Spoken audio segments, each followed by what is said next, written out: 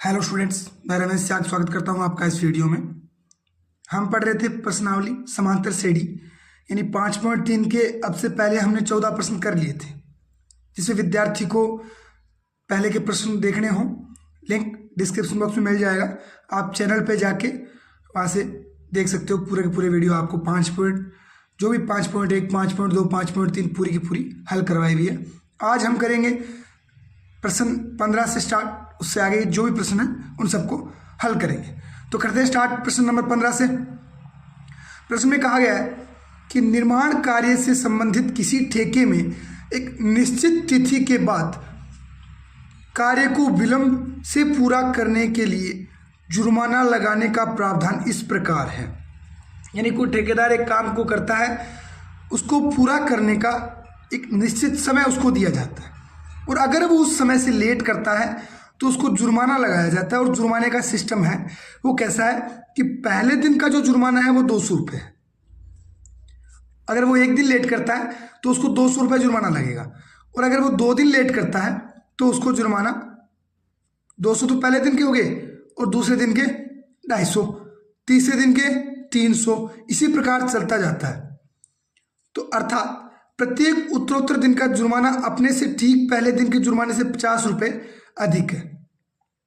ये प्रश्न जितना बड़ा है उतना ही आसान है। तो इसमें कहा क्या है कि कोई ठेकेदार अगर काम एक दिन लेट करता है तो उसको 200 रुपये जुर्माना देना पड़ता है। ये पहले दिन लेट के लिए है। दूसरे दिन और अगर लेट करता है तो उसको 250 रुपये और देने पड़ेंगे। तीसरे दिन लेट करता है तो 300 रुपये, चौथे दिन करेगा तो 400, यानी 350, यानी 50 रुपये प्रतिदिन बढ़ता जाएगा। तो एक ठेकेदार को जुर्माने के रूप में कितनी राशि अदा करनी पड़ेगी यदि वह इस कार्य में 30 दिन का विलंब कर देता है?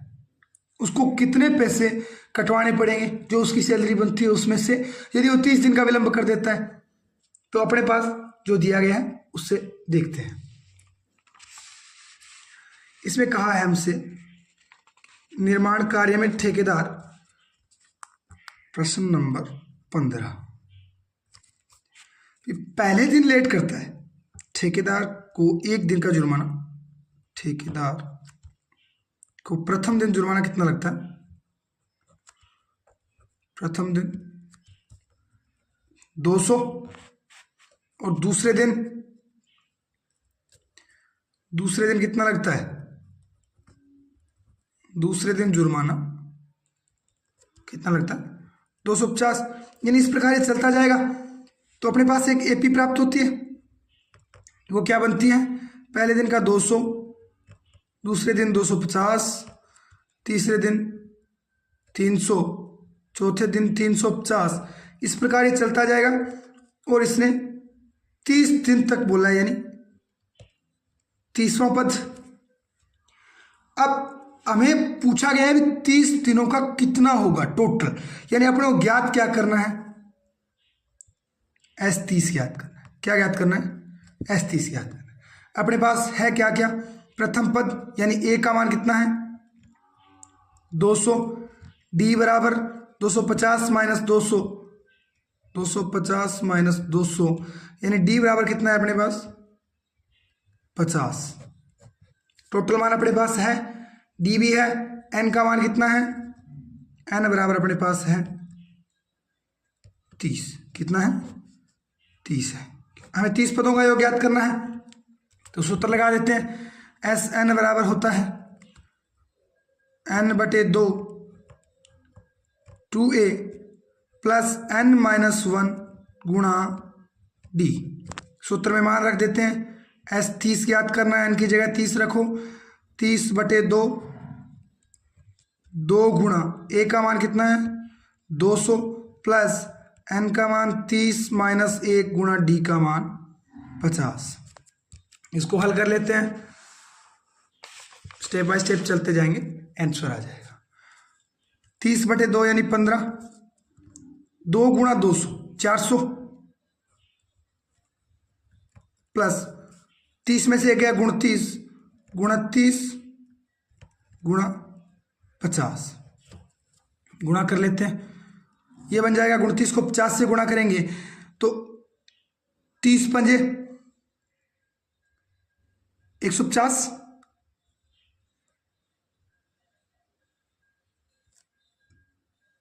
गुणा कर लेते अलग से, देख 400 प्लस 9 पंजे 45, 9 पंजे 45, असल लगी 4। वैसे भी आप 1500 में से अगर 50 घटाएंगे तो 29 पंजे आ जाएंगे। 30 पंजे 150 होता है और एक जीरो यानी 1500, और 1500 में से आपको 50 घटाना है, यानी कितना बचेगा 1450। कितना बन जाएगा 1450 और 400 1850, यानी 15 गुणा 1850। करते हैं इसको गुणा, 15 5 75, 5 असल लगी 7, 15 8 120 और 7 27, असल लगी 12, 15 कम 15 और 12 15 और 12 27 और एक जीरो ये लगा दो, यानी उसको टोटल 30 दिन तक जुर्माना कितना देना पड़ेगा अगर वो 30 दिन विलंब करता है तो। अतः ठेकेदार को 30 दिन विलंब करने पर 30 दिन विलंब करने पर 27,750 रुपये का जुर्माना देना होगा।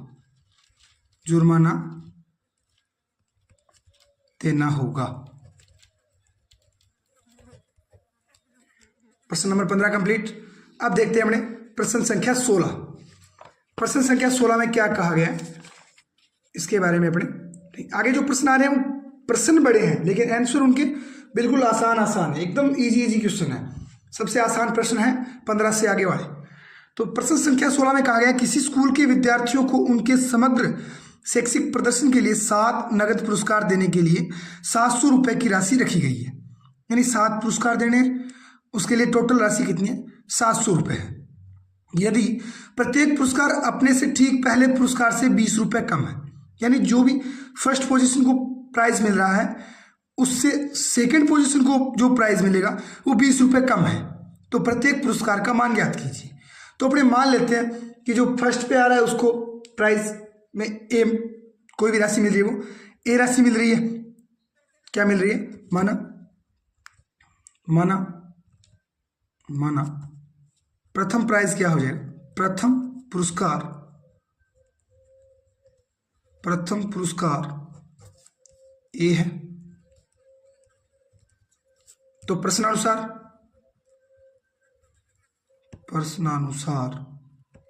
क्या हो जाएगा? प्रथम ए हो गया, दूसरा क्या हो जाएगा ए माइनस 20, क्योंकि 20 रुपये कम है पहले पुरस्कार से दूसरा। तो तीसरा क्या हो जाएगा ए माइनस 20 और 20 40, ए माइनस 40 तीसरा हो जाएगा ए माइनस 40। चौथा हो जाएगा इससे 20 और कम करेंगे तो ए माइनस 60, यानी इस प्रकार ये चलता जाएगा और लास्ट में इसका 7वां पद हमें मिल जाएगा। अब हमें क्या करना है, इसके 7 पदों का योग हमें दिया हुआ है। कितना दिया है? 700। तो आप इससे अब प्रथम पद यानी ए का मान आप निकाल सकते हो। ए का मान अपने पास ए ही है, प्रथम पद ए ही है। आप लिख सकते हो उसके 7 के 7 पद और ए वाला सूत्र भी इसमें लगा सकते हो। यानी क्या हो गया 1 2 3 4 लास्ट हो जाएगा इसके आगे वाला ए 80 ए माइनस 100 और 1 2 3 4 5 6 और लास्ट क्या हो जाएगा ए माइनस 120। यानी अपने पास 7 पद भी आ चुके हैं और हमें योग भी दिया गया है। यानी S7 बराबर अगर अपने सूत्र लगाएं 7/2 और ये बन जाएगा ए प्लस लास्ट पद क्या है अपना ए माइनस 120। S7 का मान हमें कितना दिया गया है? टोटल राशि कितनी है 700 रुपये, यानी 700 बराबर 7/2 ये बन जाएगा 2a माइनस 120। यहाँ से अगर आप 2 कॉमन लोगे 2 बाहर आ जाएगा, यानी ये बन जाएगा 700 बराबर 7/2 गुणा 2 बाहर आ गया, अंदर बचा a माइनस 60, यानी a माइनस 60 बचा। अब ये 2 से 2 कट जाएगा, ये उधर जाएगा तो ये बन जाएगा 7 गुणा में भाग में जाएगा, यानी बन जाएगा बराबर 700/7 बराबर क्या है a माइनस 60। अब 700 में 7 का भाग दोगे तो ये बनेगा a माइनस 60 बराबर 700 में 7 का भाग दोगे 100, माइनस का 60 दूसरी साइड जाएगा प्लस में, तो a बराबर कितना बन जाएगा 100 प्लस 60, यानी a बराबर कितना आ गया 160। अब अपने पास जो प्रथम पुरस्कार था, यानी जो प्रथम पुरस्कार a था वो कितना आ चुका है 60, और हमें इसमें ज्ञात क्या करना है, प्रत्येक पुरस्कार का मान ज्ञात कीजिए। तो पहला अगर 160 है, अतः प्रत्येक पुरस्कार क्या हो जाएंगे, पहला 160 है, दूसरा इससे 20 कम है यानी 140, फिर इससे 20 कम है 120, 100, 80, 60, कितने हो गए 3 6 हो गए, और एक लास्ट क्या हो जाएगा 40 होंगे। ये अपने प्रत्येक पुरस्कार आ चुके हैं। हमें 7 जो भी टोटल राशि थी, यानी टोटल पुरस्कारों का उसी में तो डिवाइड किया गया था, 700 रुपये को बांटा ही तो गया था। तो अपने प्रथम मान लेते हैं ए, और उसके बाद प्रत्येक को 20-20 कम करते जाएंगे, अपने पास एपी मिल जाएगी, और उससे हमने एन का मान जो प्रथम पद है उसका मान निकाल लेंगे। अब देखते हैं प्रश्न संख्या 17। प्रश्न संख्या 17 में क्या कहा गया, प्रश्न नंबर 17, एक स्कूल के विद्यार्थियों ने वायु प्रदूषण कम करने के लिए स्कूल के अंदर और बाहर पेड़ लगाने के बारे में सोचा। विद्यार्थी थे, उन्होंने सोचा वायु प्रदूषण है उसको कम करते हैं, तो उनके दिमाग में एक आइडिया आया कि पेड़ लगाते हैं, स्कूल के अंदर भी लगाते हैं और बाहर भी लगाते हैं। तो यह निर्णय लिया गया कि प्रत्येक कक्षा का प्रत्येक अनुभाग अपनी कक्षा की संख्या के बराबर पेड़ लगाएगा।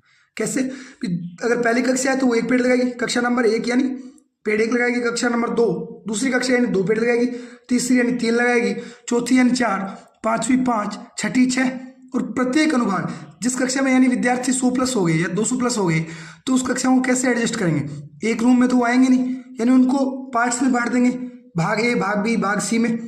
जैसे 150 विद्यार्थी हो गए तो कमरे में 50 बच्चे पढ़ाए जा सकते हैं आराम से, तो उनको 3 भाग में बांट दिया जाता है।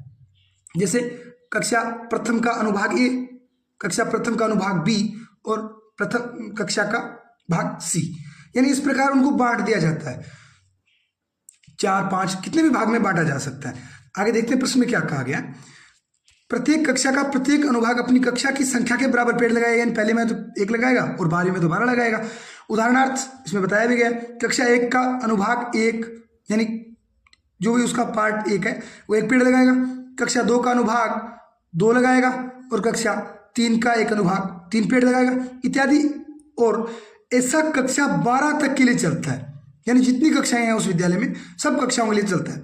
मान लो 12वीं तक का विद्यालय है और 12 के 12 तक चलता है। प्रत्येक कक्षा के 3 अनुभाग हैं, देख लो प्रत्येक कक्षा को 3 पार्ट्स में डिवाइड किया गया है, यानी भाग फर्स्ट, भाग सेकंड, यानी 3 सेक्शन में बांटा गया कक्षा को।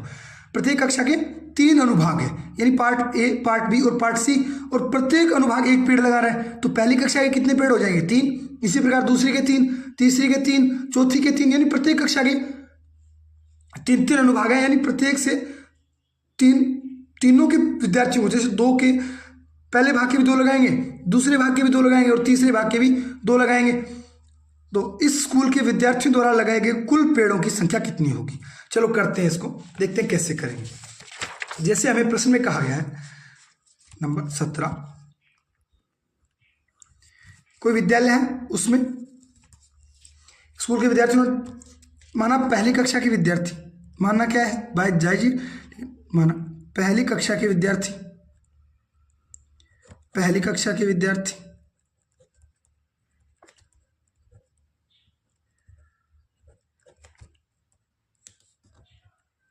भाग अनुभाग फर्स्ट कितने पेड़ लगाएगा 1 लगाएगा, तो तीनों कितने लगाएंगे 3 गुणा 1, 3 अनुभाग है तो 3 गुणा 1 लगाएंगे। इसी प्रकार प्रत्येक कक्षा चलता जाएगा, तो अपने पास एक एपी बन के आएगी।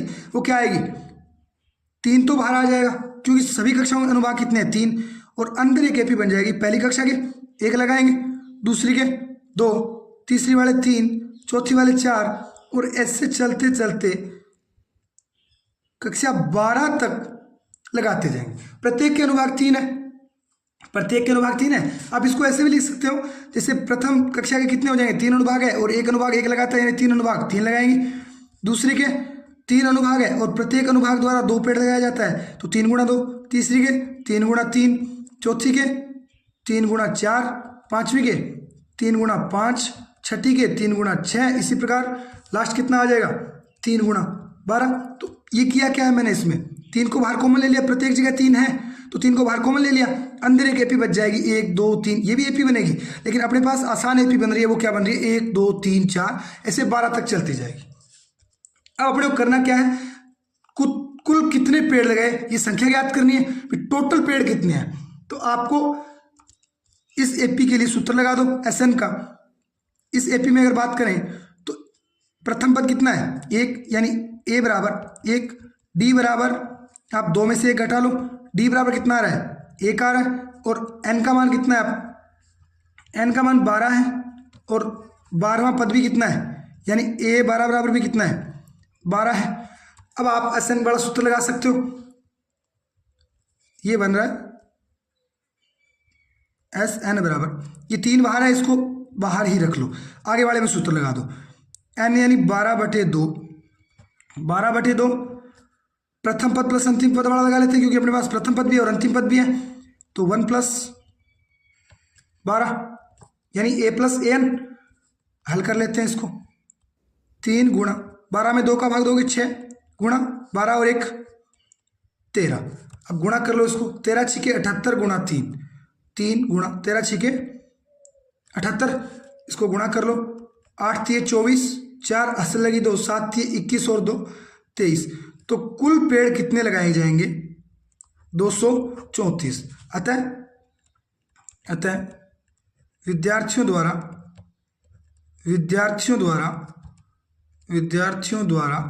कुल 234 पेड़ लगाए जाएंगे। ये प्रश्न जितने बड़े दिख रहे हैं आंसर उतने ही छोटे हैं, कुछ नहीं करना इनमें, आसान सी एपी बन रही है, उसके अन्य पदों का योग ज्ञात करना है। उम्मीद करता हूँ प्रश्न समझ में आया होगा। चलते हैं प्रश्न संख्या 18 की तरफ। प्रश्न नंबर 18 भी काफी बड़ा प्रश्न है, यानी प्रश्न बड़ा है, आंसर जितना प्रश्न बड़ा है उतना ही छोटा है। प्रश्न को हम बुक की मदद से देखते हैं। प्रश्न में दिया गया है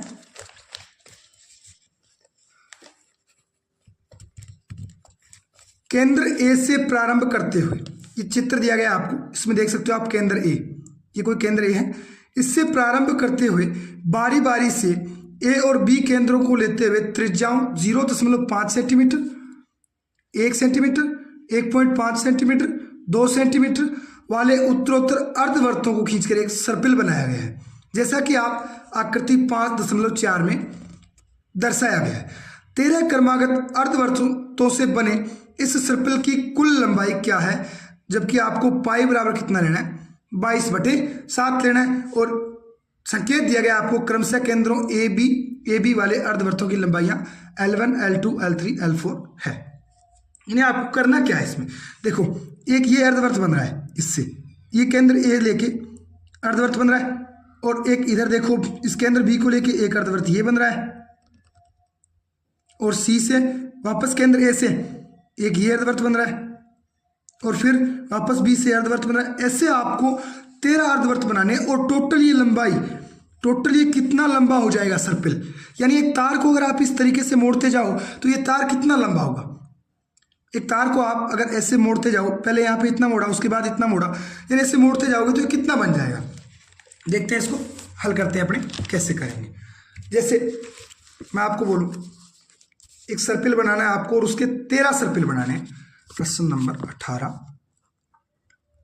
बात करें अपने, जैसे ये कोई बिंदु है, इस बिंदु को आधार मान के आप जैसे यहीं से मान लो, अपने क्या दिक्कत है, ऐसे चल रहे हो, ऐसे आपको 13 बार सर्पिल बनाना है, कहीं ना कहीं जाके ये रुकेगा, यानी इससे 13 अर्धवृत्त बनेंगे। 13, ये देखो एक अर्धवृत्त बन रहा है, इसका ये सेंटर हो जाएगा, और उसके बाद एक ये बन रहा है, एक ये बन रहा है, एक ये बन रहा है, उसके बाद ये बन रहा है, उसके बाद ये बन रहा है, ये बन रहा है और ये बन रहा है। इस प्रकार 13 सर्कल बनाने हैं आपको, यानी 13 अर्धवर्त बनाने हैं। तो अब आप जानते हो कि जो भी एक वर्त बनता है, वृत्त की परिधि क्या होती है? वृत्त की परिधि क्या होती है? वृत्त की परिधि क्या होती है? वृत्त की परिधि होती है 2 पाई आर। वृत्त की परिधि 2 पाई आर होती है। अतः अर्धवर्त की क्या हो जाएगी? अर्धवर्त की क्या हो जाएगी? अर्धवर्त की परिधि, अर्धवर्त की परिधि यानी वृत्त की अगर 2 पाई आर होती है तो अर्धवर्त यानी आधा वर्त, तो इसकी आधी हो जाएगी 2 पाई आर बटे 2 यानी पाई आर। अब अपने को क्या करना है, मान लेते हैं सबसे पहले इस प्रश्न को करना कैसे, हल करने स्टार्ट करने जैसे आपको अगर बोर्ड में आता है ये प्रश्न तो किस प्रकार करना है, देखिए हल यानी इसका सॉल्यूशन किस प्रकार करना है। माना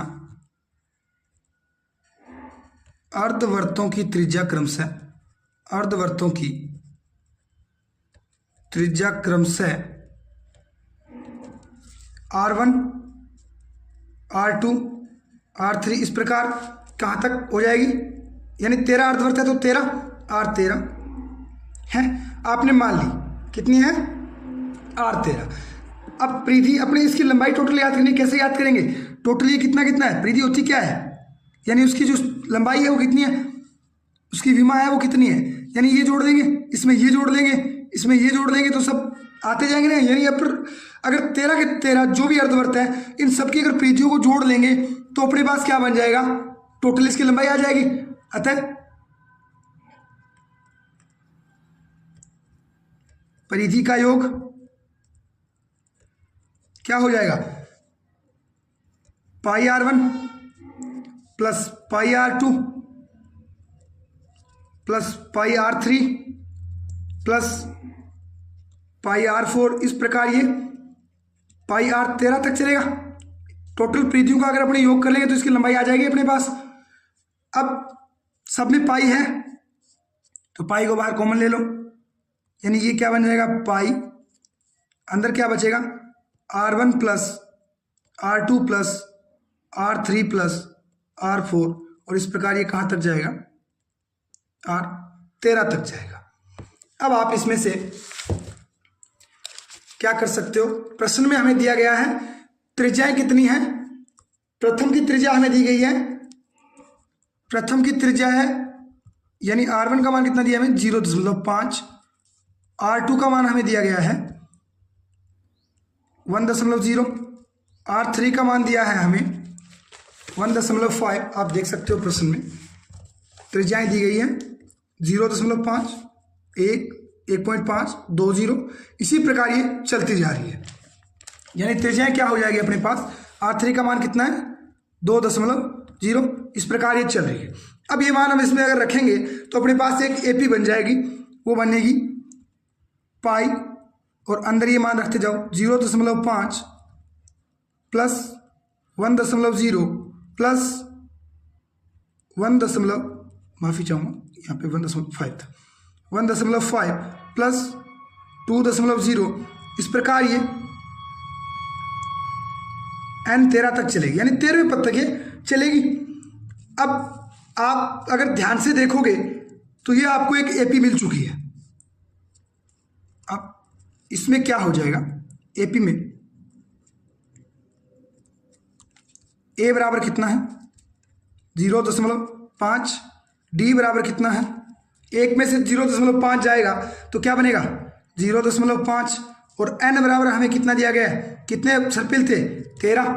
अब अपने पास टोटल मान आ चुके हैं। अब अगर अपने SN वाला सूत्र लगाएंगे तो जो तार की लंबाई है यानी जो टोटल योग है वो अपने पास आ जाएगा। अतः SN बराबर यानी 13 पदों का योग ज्ञात करना है, सूत्र लगा सकते हैं S13 बराबर, ये पाई बाहर है इसको रहने दो, N/2 यानी 13/2, 2A यानी 2 इंटू 0.5 प्लस N यानी 13 - 1 गुणा 0.5, और इसको ब्रैकेट में बंद कर ले। अब इसको हल करते हैं, पाई ऐसे ही रहने दो, 13/2 2 का गुणा 0.5 के साथ करेंगे क्या बन जाएगा 1, प्लस 13 में से 1 जाएगा 12, 12 का गुणा अपने आधे के साथ यानी 0.5 के साथ करेंगे ये बन जाएगा 6। तो अब अपने पास क्या बन जाएगा, पाई का मान रख लेते हैं, प्रश्न में दिया गया 22/7, तो 22/7 गुणा 13/2 गुणा 6 और 1 7, 7 से 7 कट जाएगा, 22 में 11 बढ़ जाएगा, यानी अपने पास टोटल S13 बराबर कितना आ जाएगा 11 गुणा 13।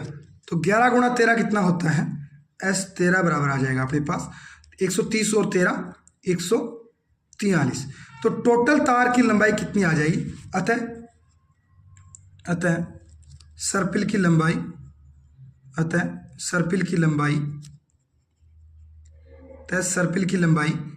143 सेंटीमीटर होगी, 143 सेंटीमीटर होगी।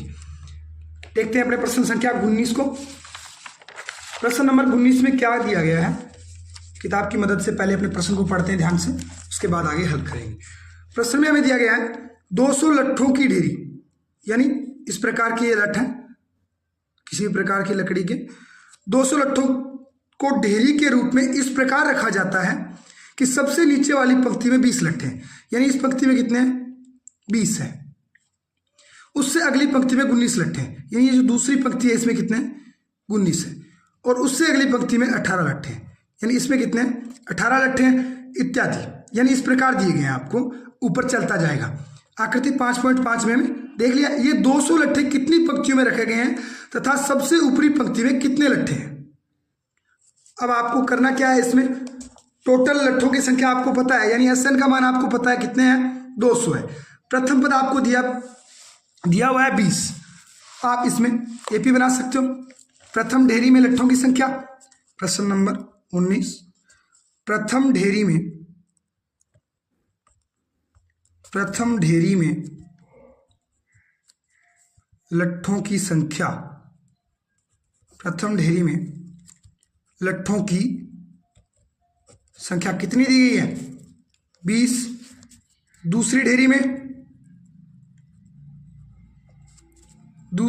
में लट्ठों की संख्या कितनी है 19, तो अतः हमें एक AP प्राप्त हो रही है, अतः AP बन रही है, AP बराबर क्या बन रही है, प्रथम पद 20 19 18, और इस प्रकार ये हमें नहीं पता कितनी ढेरियां बनेगी, हम मान लेते हैं कितनी ढेरियां बन रही है, n ढेरियां बन रही है, कितनी ढेरियां बन रही है n ढेरियां बन रही है, लेकिन हमें एक पता है SN बराबर कितना है, SN बराबर है 200, यानी टोटल लट्ठे हमें पता है 200 है, इन 200 लट्ठों को ही इन्होंने इन पंक्तियों में रखा है, तो SN बराबर कितना हो जाएगा 200।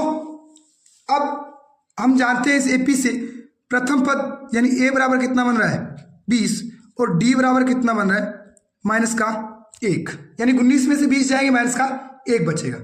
अब आप इसमें SN वाला सूत्र लगा सकते हो, तो SN बराबर n/2 2a plus n-1 into D, यानी 2 गुणा A का मान कितना है 20 प्लस n-1 गुणा D का मान कितना है -1, ब्रैकेट बंद। देखते हैं SN बराबर कितना है, हमें 200 दिया गया है, बराबर n/2 20 दुए 40 प्लस यहाँ क्या है अपने पास n-1 और गुणा में -1, ये 200 के साथ 2 गुणा में चला जाएगा, तो 200 दुए 400 बराबर ये बन जाएगा n बाहर, अंदर इसकी गुणा करेंगे तो ये बन जाएगा 40 माइनस n का गुणा -1 के साथ यानी -n, और -1 का गुणा -1 के साथ +1, तो ये बन जाएगा अपने पास 400 बराबर n और 41 माइनस n। अब इसकी गुणा अंदर करवा देते हैं n की, तो अपने पास एक द्विघात समीकरण बन जाएगी, बना लेते हैं द्विघात समीकरण, यानी 400 बराबर 41n माइनस n², एक साइड लेके चलते हैं, इसको उधर लेके जाएंगे तो ये बन जाएगा n² माइनस 41n प्लस 400 बराबर 0। अब अपने पास एक द्विघात समीकरण बन चुकी है, इसके मूल ज्ञात करने का अपने पास गुणनखंड विधि सबसे उचित विधि होती है। तो 41 के अपने को ऐसे 2 टुकड़े करने हैं, 41 के अपने को 2 टुकड़े ऐसे करने हैं जिनका जोड़ कितना है, माइनस का 41 है, माइनस का 41 आए और गुणा कितना है 400। तो आप देखते होंगे 25 और 16 कितने होते हैं, 41 होते हैं। अगर आप -25 और माइनस के 16 लेते हैं तो इनका जोड़ कितना बनता है, माइनस का 41 होता है। और गुणा भी करके देख लो इनका, 16 पंजू 80, 80 लगे 8, 16 तो 32 और 8 40, माइनस माइनस प्लस, यानी गुणा कितना बन रहा है 400। यानी अपने पास ऐसे 2 टुकड़े क्या आ जाएंगे, -25 और माइनस का 16। तो अब आप इसको आगे हल कर सकते हो, यानी n² minus 16n minus 25n plus के 400 बराबर 0। अब इसमें आपको देखना है कॉमन क्या आ रहा है दोनों जोड़ों में। पहले वाले जोड़ में क्या कॉमन आ रहा है, n कॉमन आ रहा है, अंदर क्या बचेगा n-16, और इधर आप -25 कॉमन लोगे तो अंदर क्या बचेगा n-16 बराबर क्या है 0। अब आपके पास 2 गुणनखंड बन चुके हैं, क्या बने, एक तो बना है n-16 और एक बना है n-25। अब दोनों के बराबर 0 रखते हैं, तो पहला अपने पास क्या बन जाएगा n-16 बराबर 0 और दूसरा अपने पास बन जाएगा n-25 बराबर 0। अब इससे आप करोगे तो n बराबर एक तो आएगा 16 और एक n बराबर आएगा 25, यानी 2 ढेरी आ गई। अब देखते हैं, हमें ज्ञात भी करना है कौन सी ढेरी में कितने पद है, अंतिम ढेरी में कितने पद है, यानी कितने लट्ठे हैं उसमें। तो अपने एक बार 16 से ज्ञात करते हैं, यानी a 16 ज्ञात करते हैं।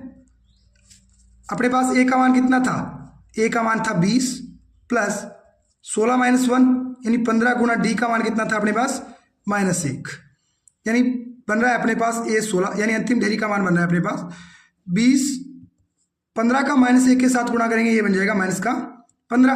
तो a 16 अपने पास कितना आ रहा है 5 आ रहा है। यानी इनके अकॉर्डिंग अगर अपने n बराबर 16 लेते हैं, तो अगर अपनी ढेरियों की संख्या 16 लेते हैं तो अंतिम ढेरी में कितने लट्ठे होंगे, 5 लट्ठे होंगे। अब इससे चेक करते हैं 2 आंसर कैसे संभव है, ढेरियां 2 थोड़ी होगी, ढेरी तो एक ही होगी। इससे चेक करते हैं, यानी अगर अपने a 25 याद करते हैं तो a प्लस a का मान कितना है 20 प्लस 25 में से 1 गया 24 गुणा -1 d का मान ये रखेंगे, तब अपने पास बनेगा 20, 24 का गुणा -1 से करेंगे -24, ये आ रहा अपने पास -4। क्या लट्ठे हैं वो माइनस में हो सकते हैं, ये -4 लट्ठे कभी सुना है आपने, तो ये मान संभव नहीं है, क्योंकि लट्ठों की संख्या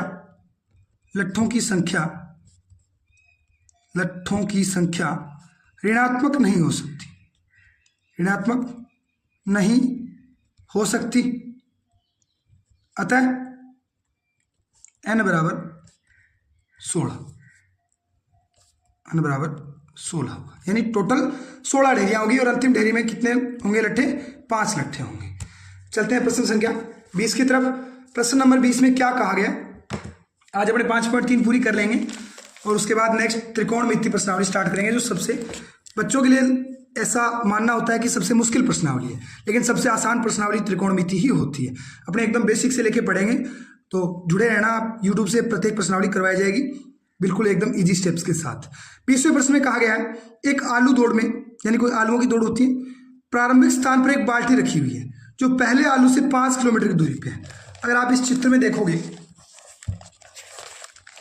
इस चित्र में अगर आप देखोगे तो ये देख लिए एक बाल्टी, शुरुआत में एक बाल्टी रखी हुई है और पहला आलू यहाँ पे है, यहाँ से 5 मीटर की दूरी पे है, दूसरा आलू यहाँ पे है 3 मीटर, इससे 3 मीटर आगे है, तो ये टोटल कितनी हो जाएगी 8 मीटर, ये फिर इससे 3, यानी ये टोटल कितनी हो जाएगी 11, ये इससे 3। इस प्रकार प्रत्येक आलू के बीच में 3-3 मीटर की दूरी देके 10 आलू रखे गए हैं। अब कोई भी एक प्रतिभागी जो इसमें भाग लेता है वो क्या करता है, पहला आलू यहाँ से स्टार्ट करता है भागना, पहला आलू उठाता है और उठा के वापस जाता है, यानी वो कितने मीटर भागा 10 मीटर, और फिर वापस यहाँ पे वो आलू डाल के वापस भागता है, यहाँ से यहाँ आता है 5 और 3 8 मीटर आया और 8 मीटर वापस गया, यानी कितना चला 16 मीटर। इसी प्रकार नेक्स्ट के लिए यानी तीन और जुड़ जाएगा, यानी 6 और जुड़ जाएगा, तो 22, 28, यानी ये अब अपने पास क्या आ जाएगी, एक एपी आ जाएगी। अब इन्होंने कहा है कि प्रत्येक बाल्टी से चलना प्रारंभ करती है, निकटतम आलू को उठाती है, उसे लेकर वापस दौड़कर बाल्टी में डालती है, दूसरा आलू उठाने के लिए वापस दौड़ती है, उससे उठाकर, यानी इस क्रम में चलती जाती है जब तक सभी आलू बाल्टी में न आ जाएं। इसमें प्रतियोगी को कुल कितनी दूरी दौड़नी पड़ेगी, यानी अपने को टोटल दूरी ज्ञात करनी है। 10 आलू उठाने में उसको कितनी बार दौड़ना पड़ा, ये दूरी हमें ज्ञात करनी। तो कैसे करेंगे देखते हैं, अपने बनाते हैं। पहले तो इसका ये जो सिस्टम चल रहा है ये बनाते हैं, कैसे वो दौड़ के जाते हैं और कैसे वापस आते हैं।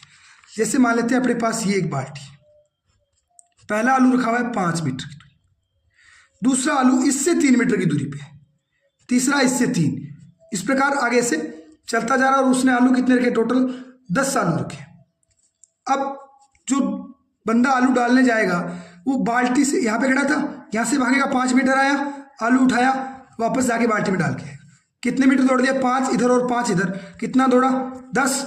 इसी प्रकार नेक्स्ट यहाँ से वापस स्टार्ट करेगा, 5 और 3 8 आया, और 8 वापस गया, कितना दौड़ेगा, 16। यानी इस प्रकार ये बंदा प्रत्येक बार 6 मीटर एक्स्ट्रा जोड़ता जाएगा। तो अपने पास एपी क्या बन जाएगी, पहली बारे में दौड़ा 10, 16, 22, 6 28, यानी इस प्रकार ये चलता जाएगा। 10 आलू उठाने, इसको अपने अंतिम पद भी बना सकते हैं। 10, 16, 22, 28, 28 और 6 34, 6 40, 6 46, कितने हो गए, 3 3 6 7, 46 6 52, 6 58, 3 3 6 3 9, 58 और 6 64, यानी अंतिम आलू उठाने के लिए उसको कितना दौड़ना पड़ेगा, 64 मीटर दौड़ना पड़ेगा। कितने मीटर दौड़ना पड़ेगा, 64 मीटर दौड़ना पड़ेगा। तब अपने पास एक एपी बन चुकी है, इसमें टोटल 10 पद है। अब इसमें आप एन का सूत्र लगा दीजिए, ये नंबर 20 है। एपी से प्रथम पद ए बराबर कितना, 10, सारा अंतर डी बराबर कितना है, 6, ए एन बराबर कितना है, हमने निकाल लिया है 64। अब आप इसमें सूत्र लगा दो, एस एन बराबर एन बटे 2 ए प्लस ए एन वाला लगाएंगे। हमें पता है एन का मान कितना है, 10 आलू है तो 10, यानी 10 पद बनेंगे अपने पास। तो एस 10 बराबर बन जाएगा 10 बटे 2, प्रथम पद 10 है, अंतिम पद 64 है। ये बन जाएगा 10 में 2 का भाग दोगे 5 बार जाएगा, तो एस 10 अपने पास कितना आ जाएगा, एस 10 बराबर बन जाएगा अपने पास 5 गुणा 64 और 10 74, इसको गुणा करेंगे तो एस 10 बराबर आ जाएगा 350 और 20 370, यानी प्रतिभागी टोटल 370 मीटर दौड़ करेगा। तो 5.3 प्रश्नावली अपनी पूरी हो चुकी है। टोटल 20 के 20 प्रश्न, इसमें 20 प्रश्न थे, हमने हल कर लिए हैं। अब अपने नेक्स्ट त्रिकोणमिति प्रश्नावली स्टार्ट करेंगे। ये प्रश्न उम्मीद करता हूँ समझ में आ गए होंगे सब, और वीडियो से जुड़े रहिएगा ताकि आपको 10वीं का पूरा सिलेबस बिल्कुल इसी प्रकार आसान से आसान भाषा में समझाया जा सके। उम्मीद करता हूँ चैनल आपने सब्सक्राइब कर लिया होगा, और नहीं किया है तो प्लीज़ चैनल को सब्सक्राइब कर लें, ताकि जो जैसे भी वीडियो मैं डालूंगा आपके पास नोटिफिकेशन आ जाएगा और आप अपनी तैयारी को बेहतर बना सकते हैं। मिलते हैं नेक्स्ट वीडियो में। धन्यवाद। जय हिंद, जय भारत।